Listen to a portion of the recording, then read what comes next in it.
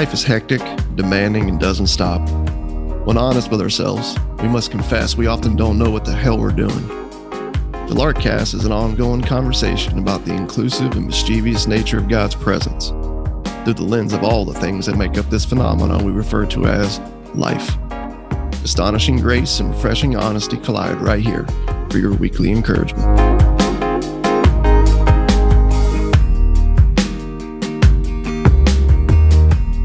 Like me, like sometimes you'll be chatting with people and they go to like maybe church A in town, and then you talk to somebody else and they go to church B in town, and then somebody else is connected to church C, and it's all the same crap and it's all the same hangups, and you're just like, you know what, dude, like I'm gonna get a building and a stage and a microphone and a camera, and I'm just gonna just like let good news just freaking rip.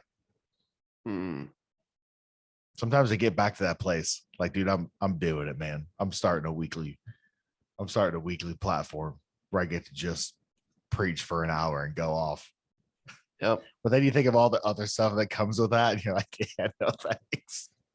Yeah, I've definitely been hit with why didn't you guys just like move to the same city and start a church? And then out of that, you could do online services. And from there, you would train leaders who would start new online-based local brick and mortar campuses. And man, you could really get this thing out here and it would generate a lot of funds. I'm like, it would. It just wouldn't be any fun. Would I be allowed to drink bourbon in my office? That would be the first question I would have. Would be anything in the bylaws against that? No. Just seems like a no-brainer, man, for like, no. Can I light up a cigar at staff meetings? That would be the first question.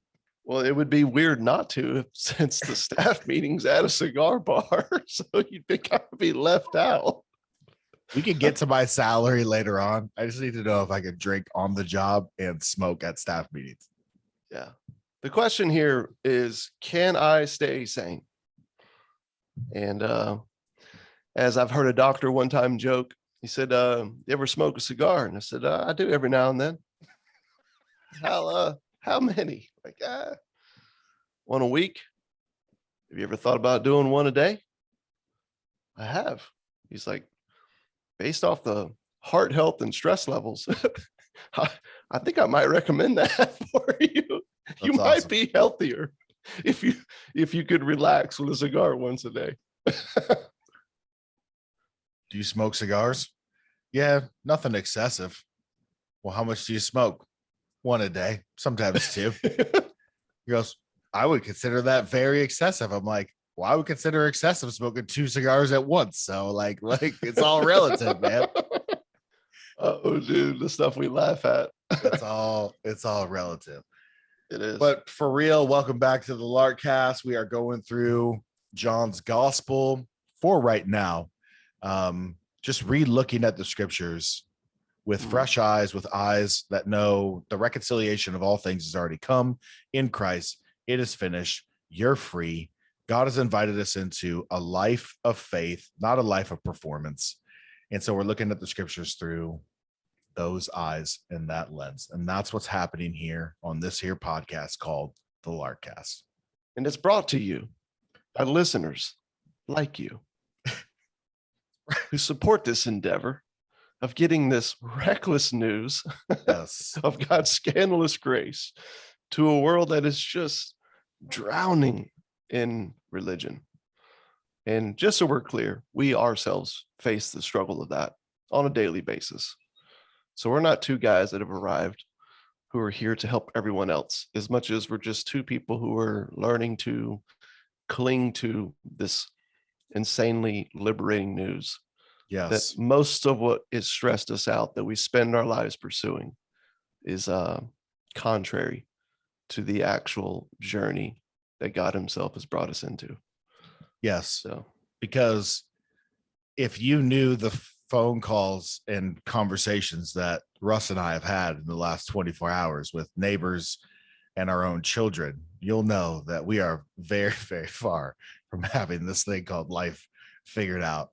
And nothing like the old oh shit moment and feeling completely inadequate to force you to cling to the one who gives wisdom without reproach. James says he gives wisdom without reproach, meaning he never comes back and replies, why should I give you wisdom?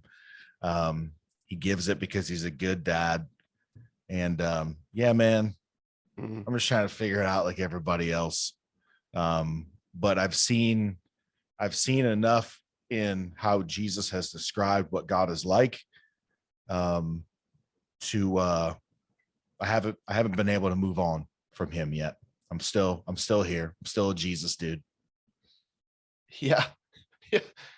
Yeah. Even though everybody else around me seems to be walking away. In the words of the disciples, yeah, Jesus, you have the very words of life. Where else would we go? Yeah. You alone have these words, which is actually a really, really good intro, because this last story heading into chapter 5, I think it's a really cool story about, I think, just the fickle nature of humanity and about faith. And it's kind of tied into Jesus and his miracles and why people are initially grabbing onto him. And, Jesus is constantly inviting people into a life of faith, but sometimes they hear rumors of his miracles, or they interact with him initially through miracles.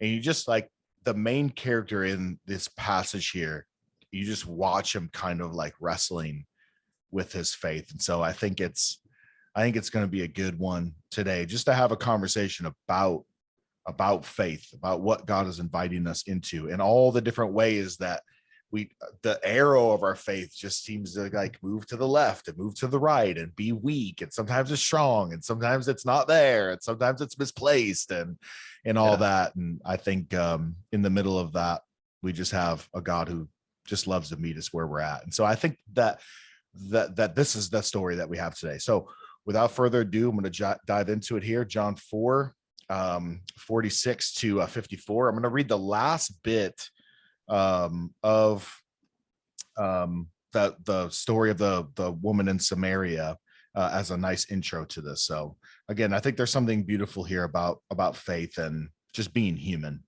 So verse 43 of chapter 4, after the 2 days, he departed for Galilee, for Jesus himself had testified that a prophet has no honor in his own hometown. So when he came to Galilee, the Galileans welcomed him, having seen all that he had done in Jerusalem at the feast, for they too had gone to the feast. So really, really quick, Jesus has a very complicated relationship with his hometown. Yeah. Like, when he comes back this second time, they're welcoming him. But Russ, the very first bit of ministry Jesus did in his hometown was he grabbed a scroll of Isaiah, opened it up to a well-known passage about the Messiah, reads it in the middle of the temple, and then says, this reading's been fulfilled in your hearing. Yeah. And they're like, holy cow, like, is this dude like the Messiah?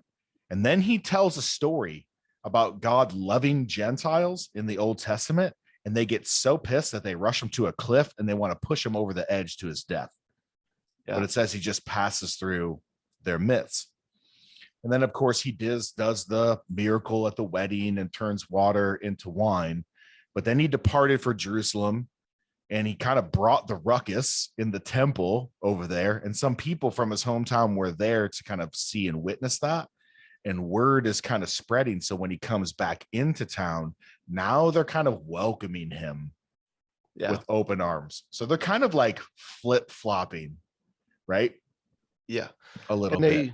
And they tend to do that throughout his journey, as we'll see, because spoiler alert, when you get to the end of John and Jesus is on the cross, there's only two people who are actually there at the end.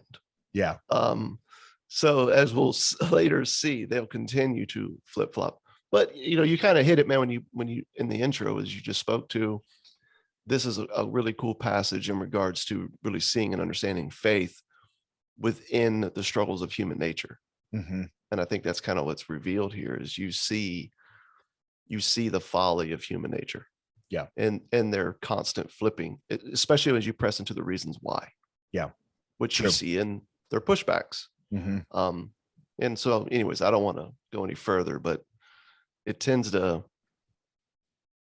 tends to be reflective of all the people around me.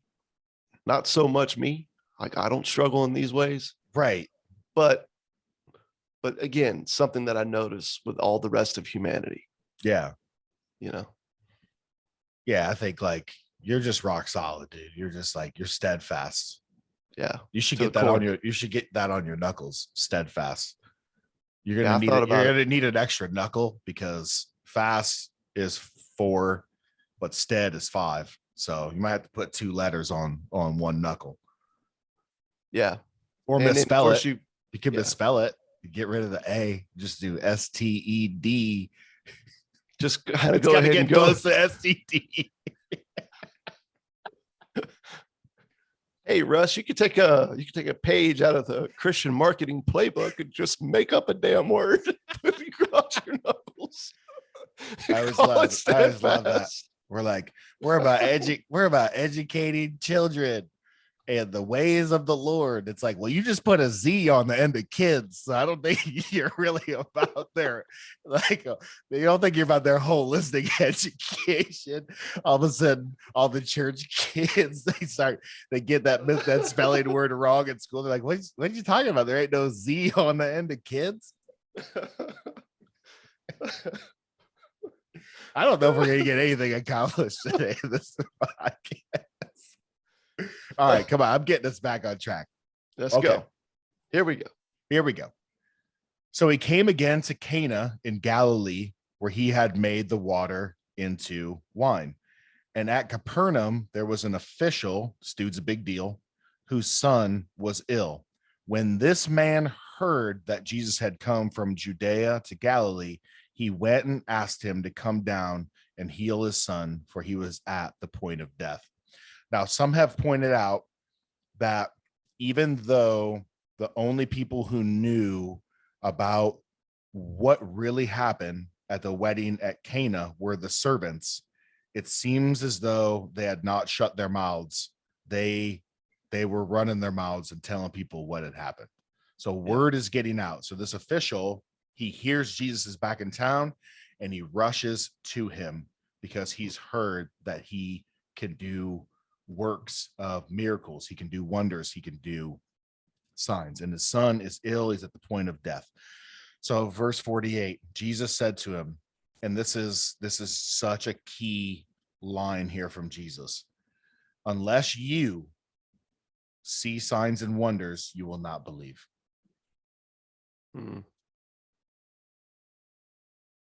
That seems to be an observation that Jesus is making about humanity. Yeah. Unless you here is plural, unless you, meaning you all, see signs and wonders, you will not believe. Yeah. If Jesus was a Southerner, he would have said, y'all, unless y'all see the signs and wonders, you wouldn't believe. Yeah. And I would say his observation is correct. And I think him being God in the flesh, his observations are definitely far more in tune to reality than ours are. But I think there's there's a really cool point there. Like, he makes something known that's true of humanity, which all then goes into the rest of the story. I don't want to take any of that away from you as you're going, but there's a reason for it, I guess is what I'm trying to say. There's a reason for what? There's a reason why he makes that statement. Yeah. You know, you've got a dad that's in front of you whose son's in bad shape, man. Right? I would be grasping for every resource I had to make my son better. Yeah, everything. Without a second, right? Thought. With all the urgency in the world. Yeah. And I remember hearing that when I was young, but never made sense till you're actually a dad, right? Right. And then, being a father like you're like, oh yeah, now I get it. Yeah. And yeah. So it just seems to be he's I don't know if you want to say he's learning or he's become very, very aware of this. There's going to be a big moment of this in John chapter 6 coming up. And so it seems like this first thing happening here is the start of like 3 big scenes where miracles kind of like come into play. And it kind of culminates in and around this observation. Unless you see signs and wonders, I know this about you, you will not believe.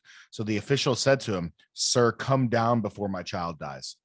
So Jesus is almost having this like reflective moment about humanity. And the dad's like, "Listen, dude, just get down here because my kid's about to die." Yeah. And Jesus said to him, "Go, your son will live." Now check this out. This is beautiful. And this is me, like to a T. This is freaking me, dude. The man believed the word that Jesus spoke to him and went on his way. 51.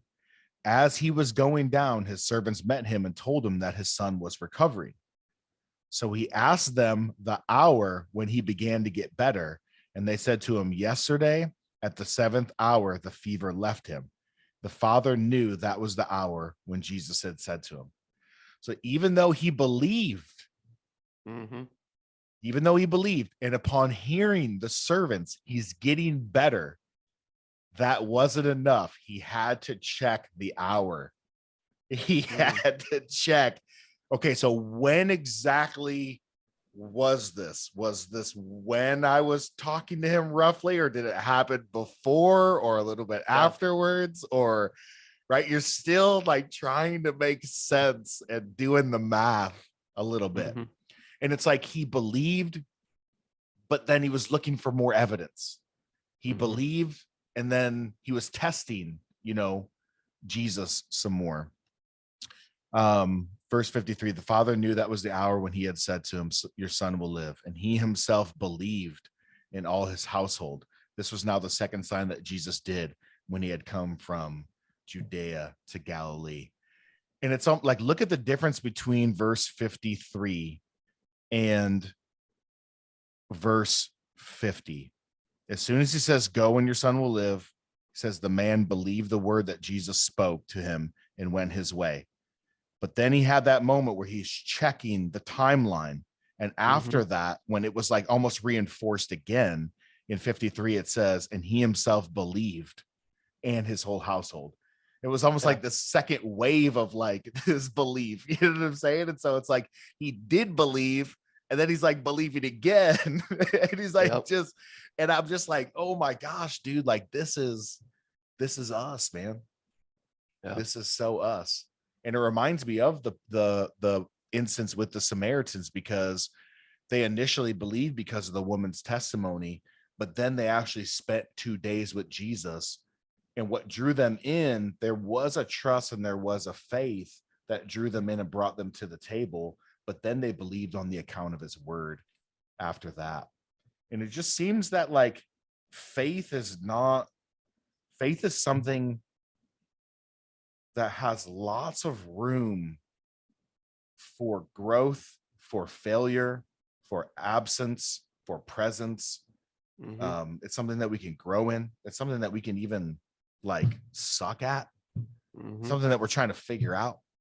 It's like I just feel like there's just a ton of grace here in how this whole story about this father and how he trusts and then doesn't trust and checks and double checks and believes again and believes initially.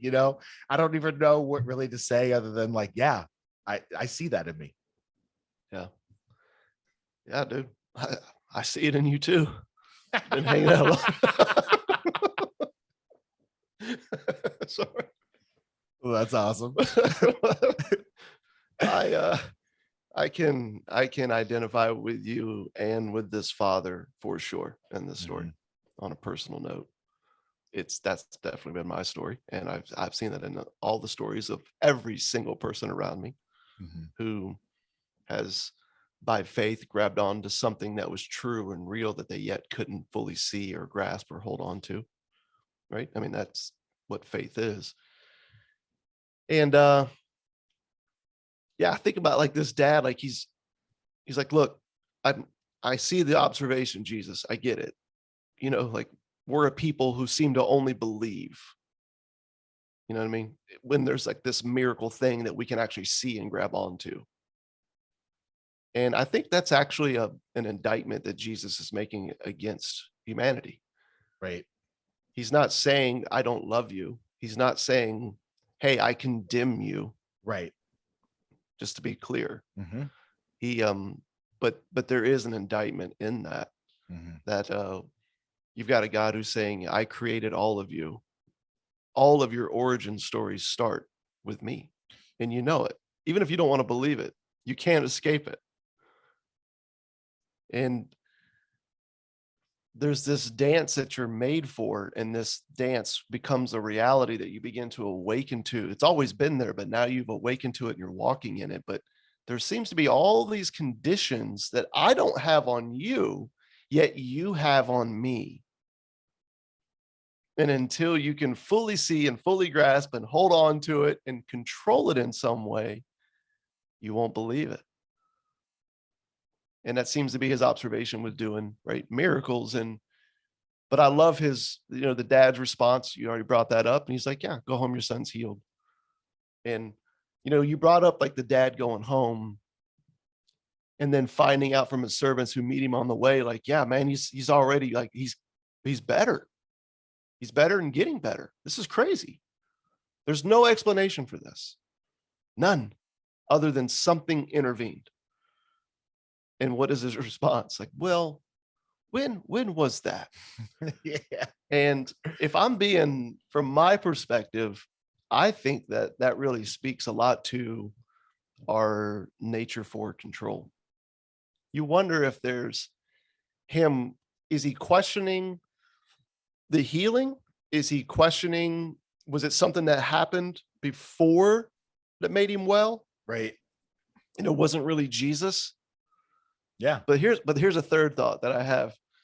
Is he wondering, well, let me backtrack in my mind what I did to bring this about. Almost, at least that's how my mind works. And I've seen that work in a lot of people's minds. When something good happens that you feel like is in and of the Lord, you could almost like backtrack it, go write it down, and then turn that very thing into some sort of a plan to follow for future instances like this. Sure. Which would totally tie into Jesus's indictment at the beginning as to what we'll actually believe in is only something that we can hold and control, or at least feel like we can hold and control. Yeah. So yeah, I don't, there's no way to say that is for sure, like what this father is doing with, as to why he's double downing on his question. But I do hold that in one hand as, could play a factor. And this is why I think it's really dangerous to focus a lot of like preaching, teaching, and ministry and conversation around the quality of our faith. And back when I was, pastoring, and I was kind of like in, some reform circles, evangelical circles, it seemed to be the big conversation was the quality of your faith and really knowing if you have true saving faith. And if I was just honest with myself, man, I put a lot of burdens on people to kind of like double check that, while like really ignoring the fickle nature of my own humanity and my own, faith. And I've said this before, and I'll say it again. This isn't original for me, but faith is only as good as its object. Yeah. And it seems to me that he knows that we are but flesh. He knows that we're but dust. Not butt dust, but dust. Damn it. It's like when you actually I was trying to keep a straight face. You actually quote the Bible, and because we're all perverted junior hires, we can't even quote the actual Psalms. This is my friend Tony.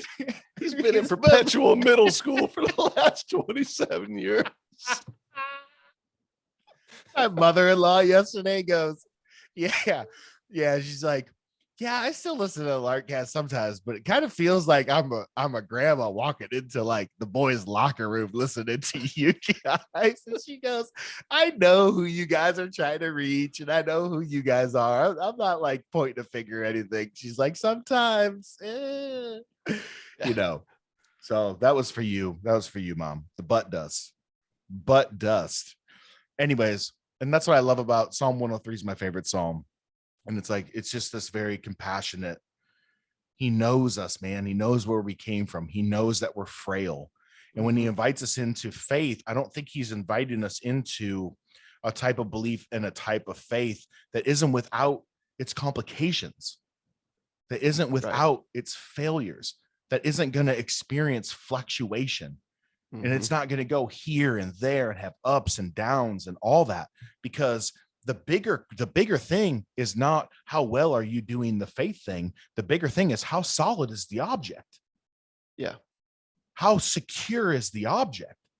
And when the object is the eternal Son of God made flesh, come down and in a single act reconcile all of humanity in his cross to raise it all up at once through his resurrection, that it's been accomplished by him apart from your opinion or mine.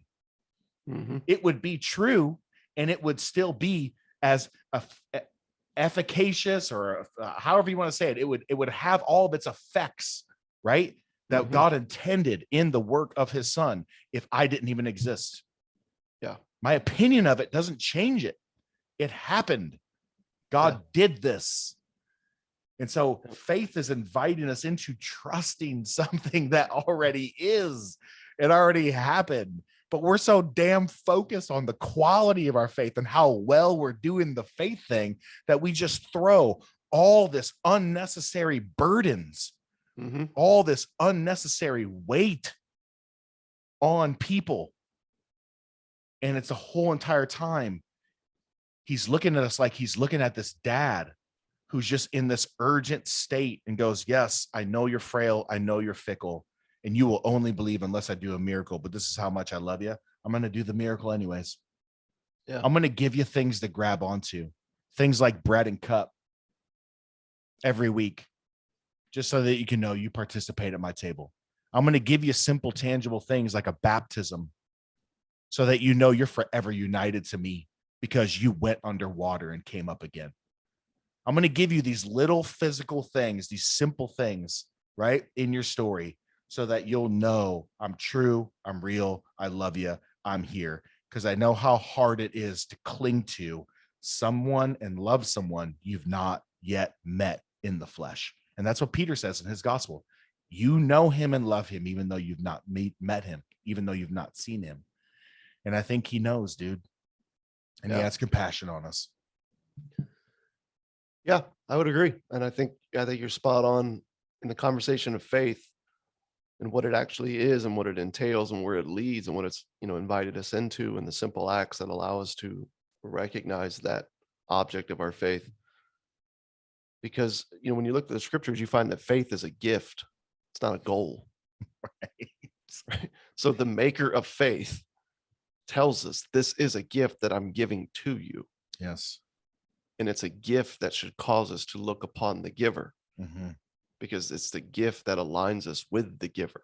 And so oftentimes within Christendom, our faith can become this, everything is about what we're seeing and not seeing, what we're doing and not doing.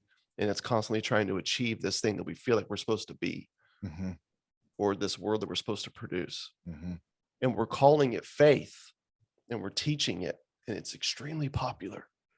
And what people don't realize is it's actually not faith. It's the opposite of what Jesus actually unfolds and hands us. Right. It's not a journey of looking at all the things that you think you should be and do and achieve, and then finding ways to arm wrestle God into your agenda and then calling it faith. Right. The journey is a journey of trusting the giver of this gift called faith. Our faith is in him. It's not in what we see. It's not in what we do. It's not in what we achieve or don't achieve. So there should never be a conversation about the quality of your faith. Jesus said it was as tiny as a mustard seed. Right. It can move mountains. It's the smallest of seeds. And so I can remember a long time ago, somebody illustrating that and just talking about it through the idea of, being stranded somewhere like up in Antarctica. And, when you look out, would you rather be that person that has this great deal of faith, this huge amount of beautiful faith, who's standing on this thin layer of ice upon the water and just standing there is like, yes, this is what it means to trust the Lord in this situation? Or would you rather be the guy that has barely any faith at all, but he does believe and he's clinging to that little bit of faith he has as he sits on a chunk of ice 8 feet thick? Right. And man, when I first heard that, I was like, well, I want to be that dude with all that faith, man, on that 1 inch, piece, man. That's what counts. That's right, what matters. That seems like so sexy, because that appeals to our sense of control. Yes, and it draws us up to, yes, there's something I can ascend to. Mm-hmm. I can develop into this kind of person that has great faith. Yeah. And then I matter.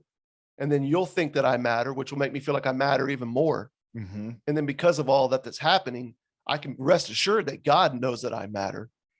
So he's going to work and move on my behalf, dude, and make sure that I don't have to face situations like this dad did in the story. And it's all nonsense. Yeah. None of it's true. The person with a little bit of faith sitting on 8 feet of ice is what Jesus has invited us into, man. Because the faith is in the giver. It's in the object. And so I think Jesus is right in his indictment of humanity there. I think he is gracious in what he chose to do for this father. Mm-hmm. Why the father doubted and had to believe again, and then his house believed. And was he doing it to question? Was he doing it to figure out, like, man, I need to turn this thing into a model. I could sell this with a course online, for $99 a month. Yeah. You're going to get, it's just, I don't know. I just know that what Jesus reveals about himself in this and what he reveals about us is true of me and every person I know. Yep. And instead of killing ourselves over it, I think we can instead rejoice. Yeah. That he sees us, he knows us about us, he loves us. Yeah. And he continues to teach us to trust him. And it's like, I think, John doesn't differentiate between his initial believing and the believing later on he does with his household.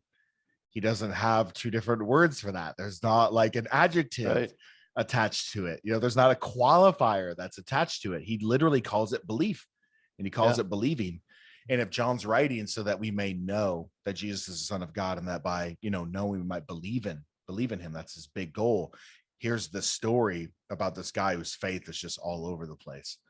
And it's a story of comfort. But I think just really two things. One is, in an age where people are deconstructing and walking away left and right, you know this as well as I do, because we've learned it together, that a lot of people are walking away because they were told what faith ought to look like, and what levels of true saving faith are genuine, authentic disciple, true disciple level belief. And that could be in the Reformed world with an emphasis on holiness and purity.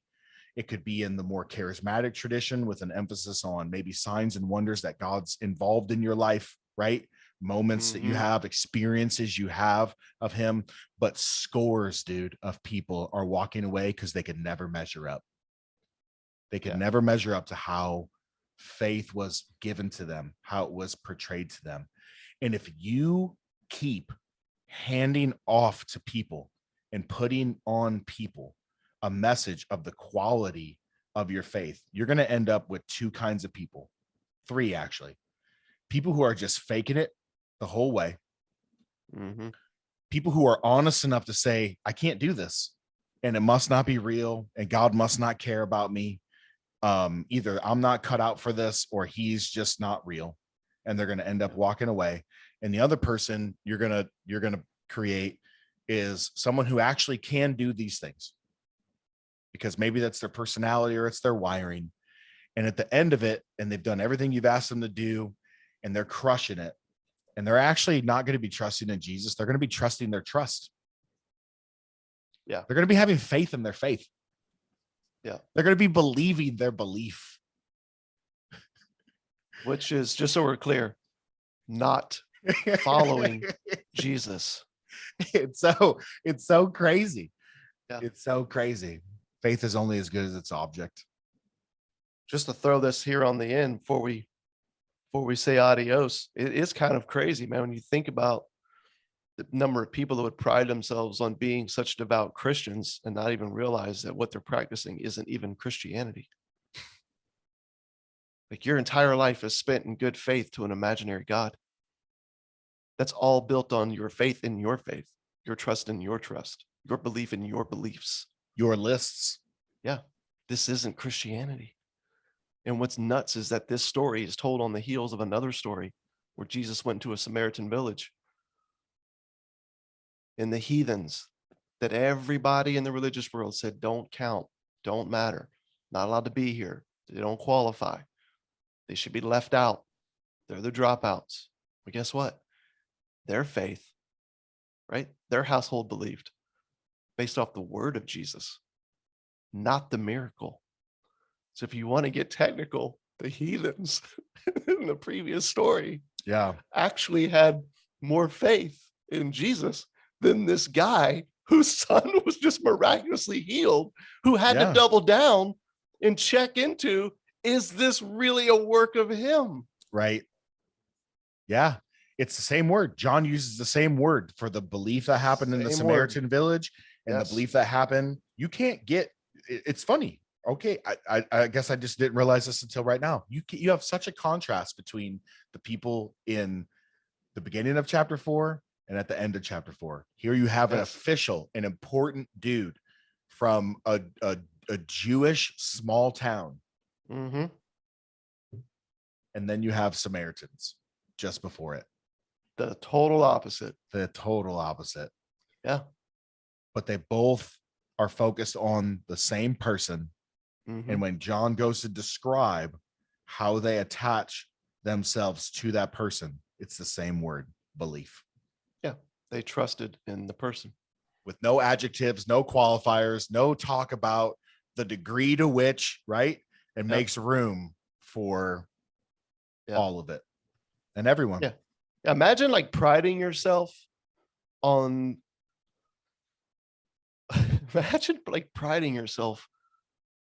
your gift that you received being like better than someone else's gift. Like it doesn't compute. It's like the people who brag about being tall. You know what I mean? It's like you didn't have anything to do with this. Right. So I don't want to go down that road, but it's just one of those like things where you're like, oh man, when you can just pull back and see what faith actually is. Yeah. Then you can, and who it start to see like, oh, so that's where it's aimed and that's what it means. And that's why just a little bit counts. And amen. You got to start there. Good stuff, man. So to that, you bet, dude. Cheers to you. Peace.